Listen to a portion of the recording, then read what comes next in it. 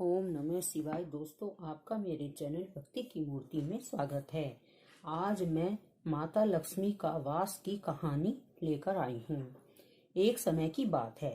राजा बलि अपना समय बिताने के लिए गधे का रूप धारण करके एकांत में छिपे हुए थे। तो देवराज इंद्र उन्हें ढूंढते हुए वहां आ पहुंचे और राजा बलि से इस प्रकार से छिपने का कारण पूछा। तो राजा ने छिपने का कारण बताया और काल का महत्व भी बताया और उन्हें तत्व का बोध भी कराया। तभी राजा बलि के शरीर से एक दिव्य रूपात्मा स्त्री निकली। उसे देखकर इंद्र ने पूछा, दैत्यराज, यह स्त्री कौन है? देवी, मानुषी अथवा आसुरी शक्ति में से कौन शक्ति है? तो राजा बलि बोले, देवराज, ये देवी तीनों शक्तियों में से कोई नहीं है, चाहे तो आप स्वयं पूछ लें।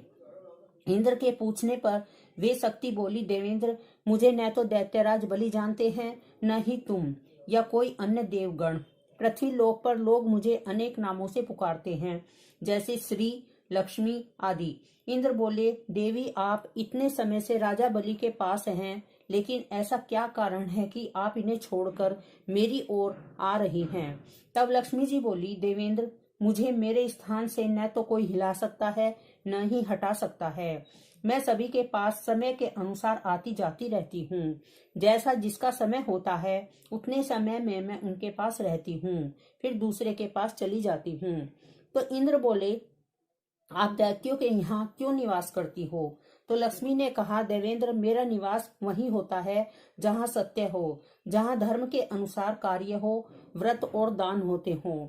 लेकिन असुर पहले तो इंद्रियों को वश में कर सकते थे, सत्यवादी थे, ब्राह्मणों की रक्षा करते थे, लेकिन ये गुण अब नष्ट हो रहे हैं। अब ये न तो तप करते हैं, न उपवास, यज्ञ, हवन, दान आदि भी नहीं करते हैं। ये अपने बच्चों का लालन पालन करना भूल गए हैं। आपसी भाईचारा समाप्त हो गया है। लूट खसोट, हत्या, व्याभिचार, कलह, स्त्रियों की पतिव्रता नष्ट करना ही इनका धर्म हो गया है। सूर्योदय के बाद तक सोने के कारण स्नान ध्यान से ये विमुख होते जा रहे हैं, इसलिए मेरा मन इनसे उचट गया है। देवताओं का मन धर्म में आसक्त हो रहा है, इसलिए दैत्यों को छोड़कर अब मैं देवताओं के पास निवास करूंगी।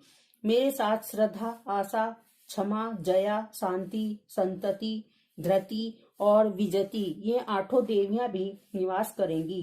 देवेंद्र, अब आपको ज्ञात हो गया होगा मैंने इन्हें क्यों छोड़ा है। साथ ही इनके अवगुणों का भी ज्ञान हो गया होगा। तब इंद्र ने लक्ष्मी जी को प्रणाम किया और उन्हें आदर सहित स्वर्ग ले गए। ओम लक्ष्मी माता की